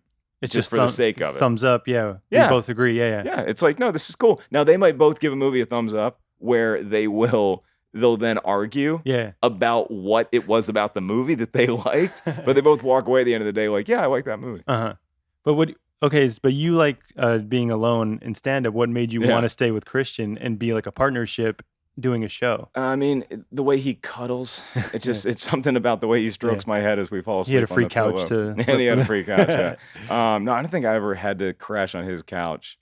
There's a number of his friends that would like we'd have parties and they would be the ones that would like call the couch. Yeah. I think he might have done that one time at one of my places, but I don't think I ever crashed on his couch. I think that it's like because I'm able to do stand up by myself and I have that outlet. There's certain skills that I lack that he is very, very good at. And I think that we complement each other well, not just in an on-camera sense, but also a business sense, where I could not have built this thing by myself. He probably would have fared a lot better than I would at building this. Like, he would have taken a lot farther. On his own? Yeah. Because he's got that mindset. Okay. He's the more business-oriented guy? Yeah. I mean, I'm business-oriented. I'm just lazy in business. Didn't you graduate the degree in business management? No, I did not. Communications. I took the easiest one you could possibly have. Oh, I thought you agreed with Makuga that you guys had like a business management degree. No. That was I think that was a trivia question where it was like 3 different. No, that was a bachelorette question. It was like this guy graduated. Yeah. And then I was just telling him that it was like you knew it could have been one of 2 things. Oh, okay. But yeah, I was communications all the way, baby. Yeah, just like the easiest. Like thought about minoring in journalism, and as we know, I was like, I think I'll. But did you graduate college? I did. Yeah. Okay. Yeah. Got the degree in communications. Not sure what the GPA was. Don't really care. As long as you got it. I got a degree. That's all I know. Yeah. But he's just very good at. He's a forward thinker. I think that's where we both have good business acumen, but he's pushing the envelope constantly, and I'm usually happy with the status quo. So like when we were even like just doing like reviews on a webcam, I was like, no, this looks great. What are you talking about? Yeah. You look back, it's like we're pixelated. You can't tell what the hell's going on. And he's like, no, we need to get HD cameras. Need to get this. Need to do this. Need to build this. Need to further this. He's the guy that's going to walk into a new scenario and say, hey, I really want to, make a pitch for this or impress you with this. And I'm the guy that's going to sit back and be like, why the fuck aren't they coming to me? So it's not that extreme, but I think that's where it lies, that he's more adventurous in seeking out opportunities. And I'm more like, okay, well, this is the way things usually are done. So I guess I'll do that. You're just going along with the ride, like how it's already set up before. Meanwhile, he's trying to be like a trailblazer. I think that's fair to say. Yeah, because even like with my show before we recorded right now, he was giving me like this whole spiel about my show. He's giving you notes, and then I'm just like, what are we talking about? Yeah. Is it my turn to do the show? Because I have a screening I got to get to, man. Yeah, no, but like he's like how to like incorporate this show with every show and do like an umbrella, like company. Yeah, I mean he's good at thinking about the big picture. Yeah, maybe that's what it is he thinks big picture long term, and I am like, how do I impress this audience that is in front of me at this moment in time? So as he's thinking about, okay, we need to build this channel into this thing, I'm the guy that's like, look, we have to review Sucker Punch right now. We're going to turn this camera on, and I'm going to say something, and it's going to be fucking funny. That's where my focus is. And his is like, well, we could build this whole brand where we get to review a lot of Sucker Punches. So it's that, but we both have a good enough ability to reason and the acumen I was talking about, to where we can have a conversation and kind of agree on the best route for where the show is going to go, or where this review is going to go, or where our night is going to go. Like anything that we're making a decision about, we can usually come to some sort of constructive conclusion with it. Was there always agreement, or was there a time where like, okay, maybe we shouldn't do this anymore? No, there was never a time when it was like, oh, I don't feel like doing this anymore. I mean, you have like stupid disagreements about whatever, but did you have those days where it's like, okay, I can't do this anymore? Never like that. Like it was never like the end of a season of 24 where Jack Bauer's like, I can't do this anymore, and then he saves the universe. Yeah, like it was never like that. It was like, I'm pissed off at you, but we'll figure this out in a day. Like you guys knew you had something. And I mean, at the end of the day, you realize it's like we're both good people. We get passionate about stuff, and we realize that what we made a big deal that day isn't going to be necessarily a big deal tomorrow. And you patch it up and you work it out and you move on. And I think that's what is lacking in our society today, is that so many people try to resolve their differences online. Or through social media, where you're not actually, or even through texting, where you're not actually looking at somebody. You're just doing it through these like weird arbitrary avatars. Yeah. And if you actually sit down and have a conversation with somebody, and you're like, can we work this out? Can we not work this out? Every time we've needed to do that, we've never been shy about it. It's like, look, let's not even talk about this over the phone. Let's just get in a room, sit down, figure it out. And the few times we've had to do that, it's easy. Yeah. It actually works. It's like the last piece of a puzzle. Just all right. Everything just clicks. Yeah. So whose That's idea? What that noise effect was. I was verbalizing. You're not the only sound effect guy. I can do. That was the only one. Got a real Michael Winslow. That's right. I'm no JT when it comes to that. No, what is he? He's like the soundbite guy. Yeah. You've used a lot of JT soundbites. Yeah. That kid's a godsend. He really is. Like sometimes I'm like, does he know like what he's doing, or is he just like that's him, or is he playing a character? Is he doing a bit? That's the genius. It's like you don't know where Josh Tapia ends, where JT begins. It's just like they all kind of run together. So whose idea was it to like hire interns and like let's get this on camera and do all this and let's build a team. Let's go beyond. That was like the interns and like building a crew and stuff. That was all Kristian from Yeah. like watching like Howard Stern and really like admiring what they were able to build from a rapport standpoint with all these different, personalities in the studio. But the actual podcast iteration was, I was doing a podcast with Makuga and Justine Marino for Toad Hop. And Kristian and I had started our show. And we were doing, but it was mainly a 2-man game. Occasionally we'd have like a Ken Knapsack or somebody come in. And we wanted to take it to a different level once we had Catherine Reitman was our co-host. When she joined up, it was like, we really have something cool here. Maybe we should try to take it to Toad Hop. And so we went over to Toad Hop 2. And then that was what Phase 3 became. And that's when Kristian was really in his playground. As far as like, okay, sweet, we can, because now we're on camera too, but we also can have the podcast afterwards, and we got a great engineer, and that now that's a character, and now we have interns that can help us out with like, we initially you hire interns to, I don't know, you go get beers when we're on camera, but they end up serving a vital purpose on the show, and not only are they helpful behind the scenes. Kristian is the guy that's like, oh no, we should put them on camera and turn them into characters. Like see what they can contribute to the show. Or cannot contribute in some people's case. Are you pointing at me? I wasn't suggesting anything. Thanks a lot. No, but it is fun to be like, oh no, this person literally just wanted to work on the show. Like they just wanted to be around the studio. And let's see what happens when we put them on camera. Maybe they have this like incredibly weird sense of self, but also a shit ton of movie knowledge, like JTE. Maybe they're like obsessed with animation, like Ace. It's there's so many different ways that can go, and the fact that we've been able to strike gold so many times it's been pretty fortunate for us. Where'd you guys meet Ken Knapsack? Ken Knapsack was one of Kristian's friends, and still is. One of Kristian's friends. He was one of them. He was. He was doing stand up, and he was like a radio guy, and I think he met Kristian through stand up, through doing like a couple clubs together on a regular basis, and then I kind of got in that crew a little bit too. So I loved watching Ken do every comic loved watching Ken do stand up. He was a great stand up. Yeah. From our perspective, he was that guy. You would think the crowd hated him no matter what. He was always down on himself. He's like, I didn't do great that tonight. He's a rational human being enough to where he knows if he had a good set, but he's very tough on himself. And look, a lot of people don't want to put themselves through this shit you have to go through as a comic, especially when you're writing material as funny as what Ken had. It's like you deserve to be in better rooms than 8 people who may not be paying attention to that time. That guy's writing material that's theater quality. But that's how they kind of came together, and then I was there afterwards, and Ken was one of our first guests on our first phase of the podcast.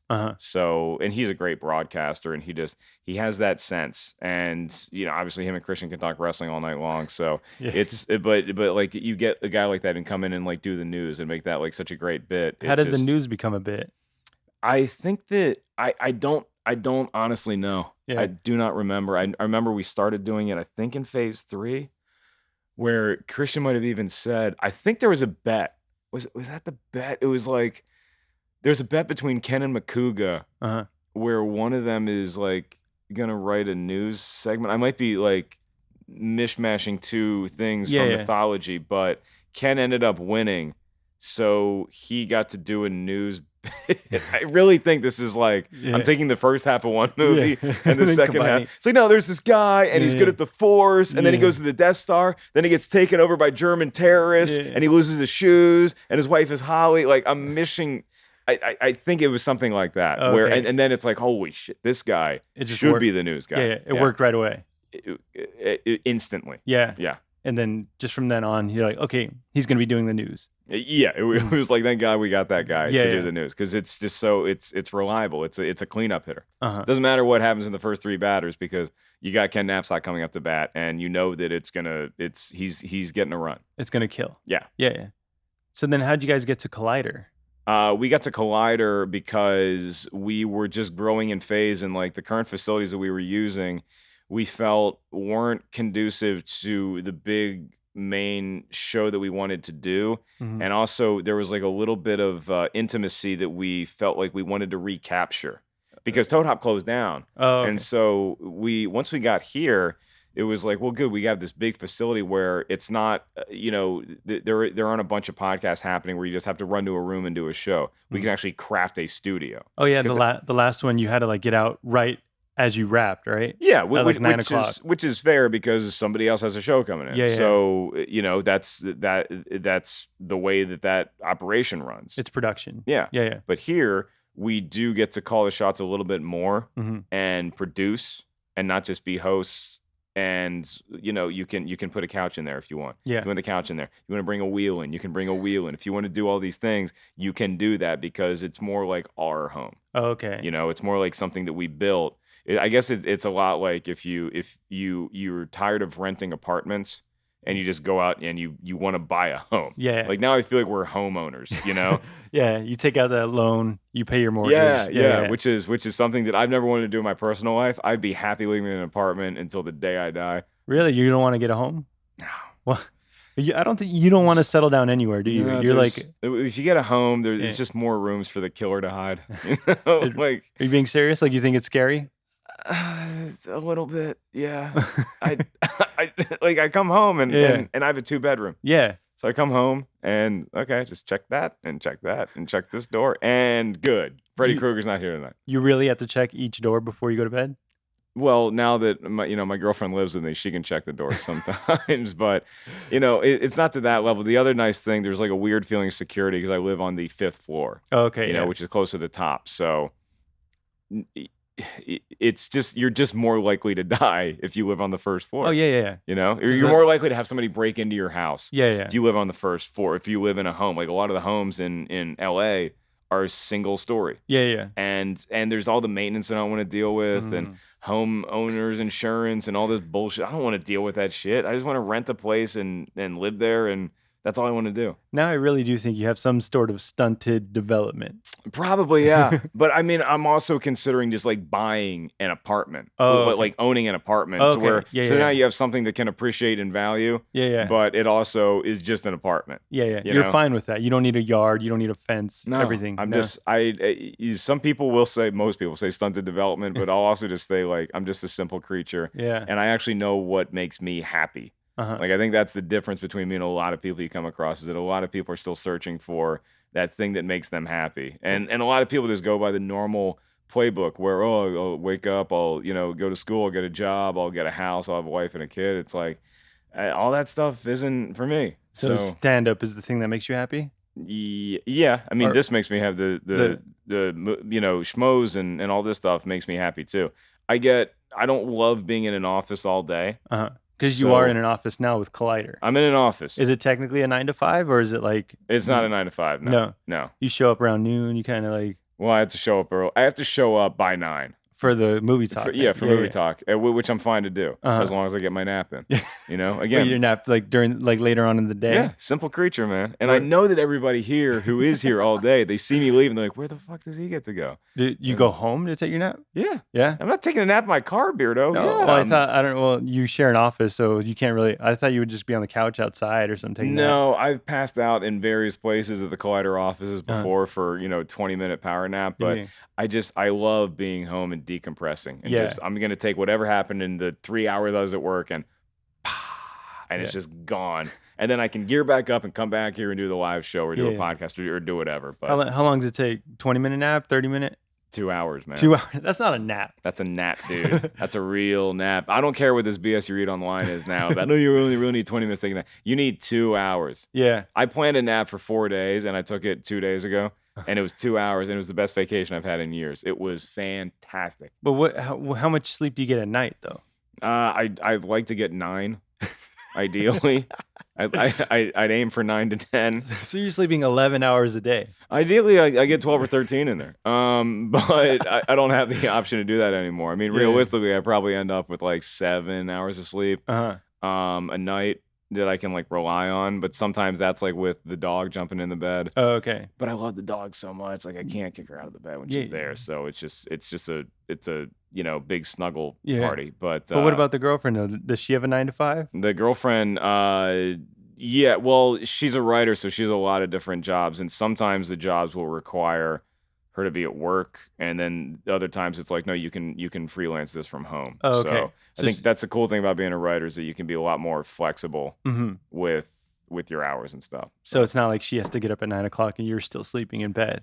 No, because now I have to get up too. So, I mean, if you looked at the day, like it starts out pretty normal. Yeah. You know, we're both up and the household's bustling and taking the dog out. And then, we just get to do pretty fun stuff for. So you do wake up, what time you wake up? Like 8? Yeah. I mean, I'm still that asshole. Like I'll set my alarm for like 6:30. Like I'm definitely going to the gym before I go to work. And then I wake up, I see 6:30 and I think about going to the gym and I think about sleeping for 2 more hours. Oh, yeah. Like, I'm sleeping for 2 more hours. Yeah. Because it's actually like a free nap. Like you get to steal a nap. So yeah, I'll get up around 8 and you shower in the morning or your night shower? Yeah, shower. I like showering, man. Yeah. I'm a big shower. Yeah, Then I'll shower twice a day most days. Me too. Yeah, I love it. It feels great. Mm-hmm. Don't let these assholes tell you differently. Yeah, and even like I know a lot of women that will shower. Like they're like, no, I shower like once a week. I'm like, but you smell so nice. That's gross though. That's like they're not clean. Yeah, I need to feel clean. Do you shower after a nap? It depends. Ideally, yes. In a perfect world, yes. But sometimes there's something about waking up from a nap, rolling out of bed, getting in your car, and driving to a screening or a show or whatever you got to do. Yeah. So, but yeah, when I'm on the road, I will shower before a show. I will. I guarantee my audience that I might not be funny. Yeah. I might not say one thing that makes you laugh, but damn it, I'm gonna smell good. So that's my vow to you. Okay, as an audience that's member. your promise. Yeah. I mean, if I'm at like midnight in the Comedy Store, I probably haven't showered. No. Yeah. No one does. Yeah. No one does. Yeah, you don't want to stand out that much. Yeah. So you wake up at 9, movie talks at 10, or you wake up at 8. Do you come to movie talk? Starts at 10. Yeah. Typical day is wake up around 8, go to shower, go to movie talk, do movie talk, get off there, do some other random production that's around here like. Pop in Awesome-tacular or do Jedi Council or prepare for the Schmodown on Friday. Knock those out. Kristian and I will knock out a couple of vids when we're both available for Schmoes, do a review, do something like that. So you're constantly going. Yeah, I mean, you're constantly on camera and you're constantly preparing to be on camera again to set up more opportunities because this whole industry, life is really just about creating opportunities for yourself. So if you're not actually taking advantage of one of the opportunities, you're negotiating or you're networking with somebody else who can give you another opportunity, whether it's some big like deal you're working on or whether it's me and you trying to figure out a time to do a podcast. It's just I just want more chances to keep doing this thing. You know, I just like life is a game of pickup basketball and I just want to stay on the court. That's all I want to do in life. Just keep playing ball. Yeah. So that's what the day is. So do you have an end game? Just keep playing ball. Yeah. That's all it. I mean, stand-up wise, I'm working on my first special and hopefully I'm pretty close to it. It's going to be a half hour or an hour special? Hour. Yeah. Yeah. Because I know you have an album out. I have an album out, yeah. But you don't have a half hour yet? No, I don't have a half hour. I mean, the only half hour specials anymore are Comedy Central half hours. And by this point, if they knocked on my door tomorrow and were like, can you do a half hour? I would consider it. Yeah. And I'd probably end up caving and say yes, but I don't need that anymore. Like, I don't see a lot of benefit in that when I have this hour that I've been doing really since October. That has changed in various iterations, particularly the political stuff, because so much has changed in the political landscape from October to the election in November to now. And then there's stuff that I just want to keep fresh and updated about my life. So there's been an evolution of it, but it's a pretty good hour, and I think it's ready to go. So it's something that I'm actively working on right now, that if I can get a couple of those under my belt and keep touring as much as I want to and keep doing this in some iteration, and keep taking the naps, Beardo, I'm going to be good. But that's something that I think a lot of people overlook is like they want to work. And nobody loves getting good jobs more than me. Nobody loves work more than me. But I also know what I need to make myself happy. So I'm not lazy. Yeah. I just have a life. And I know this is how I am best suited, is to do these 5 or 6 things. And those sometimes include taking a nap or watching the Redskins or seeing a movie or doing a show or going to the gym. Like it's like simple things, but I know me pretty well. With me though, I have a 9 to 5 because of the fear of not having the next job. Yeah. You don't have a fear of not anymore. No. Not anymore. No. I mean, I did for, everybody, when you're doing stand up, you're not making any money or you're making $15 doing a set at the Comedy Store. You need your backup. Yeah. So I had a telemarketing job out here. I'd be working from there, go right to the Comedy Store, do that. Mm-hmm. And by the time I could quit the telemarketing job, I was making enough with my job at the Comedy Store plus doing sets around town. And from there I could go on the road and I could make some good money on the road, living a very simple lifestyle. Yeah. It wasn't extravagant and I lived in some shithole apartments, but to the place where I am now, where for lack of a better word, I guess you could say Schmoes would be the day job and stand-up is the night job. So it's like the Bruce Wayne and the Batman lifestyle kind of come together, but it's like where Schmoes started to kick in and really help pay the bills was a big step in my independence from ever needing a 9 to 5 job. So Schmoes does pay the bills, or stand-up is like your primary source? It's probably around 50-50, to be honest with you. Yeah. You can have my tax guy on next week. I'll talk to him about it. It's like, where exactly is all his income coming from? And where the fuck are my 1099s? I'm working on it. I'm working on it, buddy. Waiting. You have employees, Mark. I know. It's weird. It's like there's people that work. Yeah. For us. Isn't that the weirdest thing? Like, you are people's boss. Oh, it's yeah. But it's a responsibility that, like, once you meet people and they're no longer like they're no longer just somebody that works on your show, like they're actually your friend, which you and I may get there. Yeah. I mean, 30% chance we get there. No, probably. But it's like then you actually like working with these people, and it's like now they're on your team, and you want to take care of them. You want to be like, no, I got your back on this. I can help with this. So once it becomes like you're in the family, then it's something that we actually actively seek out ways to help people. Oh, last thing before we go, because we've been talking for a while. How long have we been talking for? It's been a good set. It's been an hour and a half. Did we break the record for longest? Nah, with Ace, it's about hour 50. Oh, damn. All right. I don't want to. You got me this time, Ace. But before we go out, I want to talk about that JFK assassination. Sweet. Here we go. Oh, you got a bunch of 2 more conspiracy hours. theory. Yeah. Oh, I want to talk about conspiracy theory, but that's another time. We'll do that next time, yeah. But Kristian decided to leave the show. Or did he decide, or was it like a collective, or? Honestly, I kicked him out. I was like, I cannot have you yelling at trolls on the live show anymore.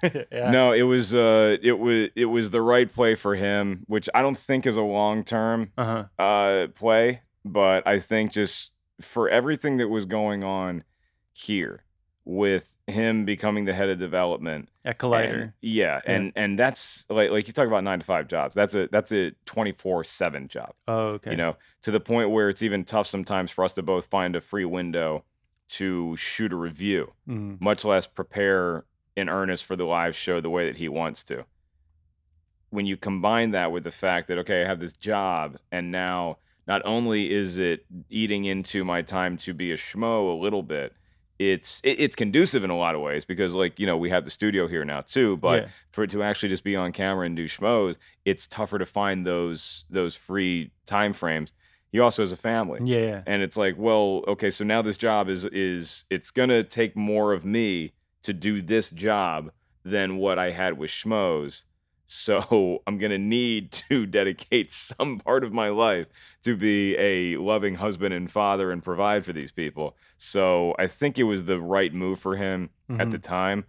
I think he'll come back sooner rather than later, but he seems very happy with the decision. I mean, I know he's got his own thing that he might want to work on too. Yeah. Where it's like, it's not the extravagant live show that we do every week. It's not the big song and dance variety, thing where it's just a more of an intimate kind of conversation thing that he might work off, whether that's a new iteration of the Harloff podcast or it's something else. I mean, he's still that guy who always wants to develop new things. So that's why he's a great head of development. But with that job comes some limitations. And one of those is that, like, dude, I can't make the live show every week. So I think what it might end up being is a little bit of what I used to do when the show's on Thursdays, where, look, I can't be there this week because I'm on the road. Yeah. So his going on the road might just be, like, I need to take this week off because either there's a screening I got to hit because it's on Wednesdays, or I got to, I got to put in family time. Yeah. So, but how come it wasn't just like, I can't make it this week? How come it has to be like a long-term thing? well, I think you have to set the audience up for, hey,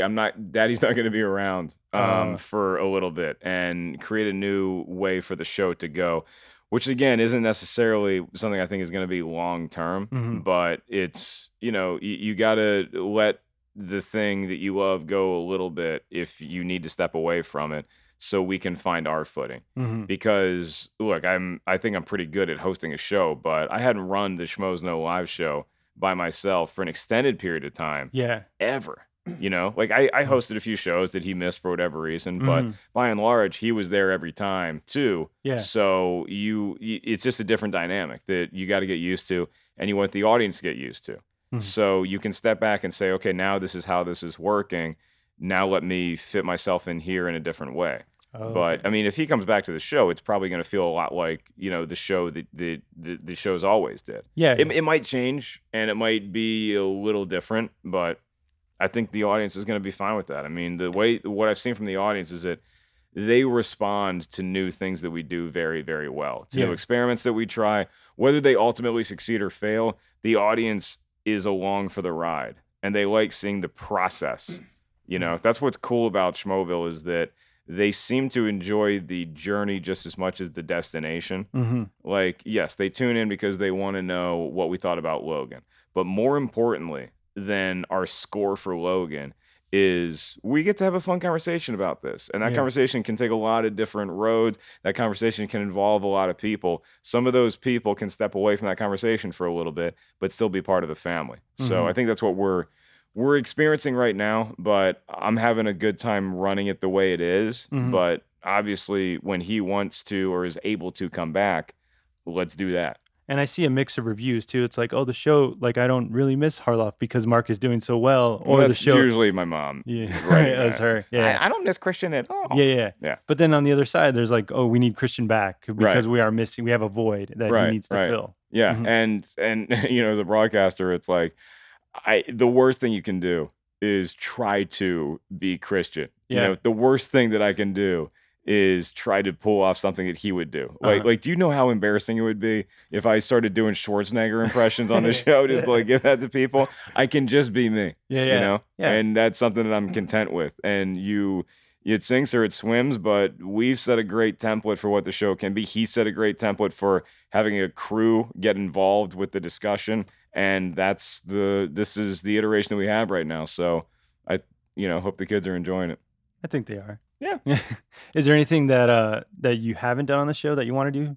I mean, I can't think of anything that I'm like, oh, I've been itching to do that. There's like guests that I'd love to have on the show. But as far as like, I want to do new stuff. I want to do new games. I want to do new bits, new segments. Do I know what those are? No, I'm not like, oh, I got this guy that can juggle pots and pans and it's going to be hilarious. Like, I don't have specific ideas like that. It's just things that I enjoy thinking of new ways. Like, it was fun to do the news wheel because we had to. Yeah. We had to that day because Ken didn't have news. So it was fun to kind of invent something like that. And I know Harloff always got a kick out of doing things like that. So, what's our next bit like that? What's our next celebrity impression dating game? When's the next time we do movie roasts? Something like that. And you're not afraid to try something, like, even if it fails? No. Because we've failed at shit before. Yeah. It'll be okay. Like, you have the next show next week. Yeah. Don't worry, I'll fuck up something completely different next week. So you cannot be afraid of failure. It's good to know that it's lurking there. Yeah. But I heard a great pregame speech one time. The coach of Butler was playing Duke in the finals of the NCAA tournament. Don't worry, kids. It's a sports reference, but it leads to a good place. And Brad Stevens was the coach at the time, and he was telling him, he's like, look, guys, I'm going to tell you right now. We have a game plan. We got great players. I believe in you guys 100%. Tonight is not going to go as you planned. It is not going to go according to script. Everybody in this room is going to make mistakes. At some point tonight, you're going to screw something up. And it's not about that at all. It's about being able to surf with that and being able to correct what you've done before, learn from it, get better from your failures. So life is not about not failing. It's just about learning from those failures and trying to do better the next time you do it. Yeah. So I think that's what people are afraid to fail. Yeah. Yeah. Yeah. And, I mean, we all are. It sucks. Yeah. Trust me. I'm a guy that's failed a lot. Yeah. It's never, ever fun. You've had those nights at stand-up where you're just like, fuck, it wasn't a good night. Yeah. I've never walked off stage being like, thank God I bombed. I really needed that experience. Yeah. Now, I walked off stage and it felt like a boxing match, and you cool down for 3 minutes. You're like, all right, I'm ready to get back in the ring. But do you get like, it does like you don't take that time and just like sulk? You can sulk occasionally, or you can just be like, fuck. Like, you just be mad at yourself for a little bit, but I found that it doesn't really do a lot for you. Yeah. So you can be angry, yeah. and you're supposed to be, and it's one of the, stages of whatever healing. But I like to get past that. Yeah. I'm cool. I didn't do it well.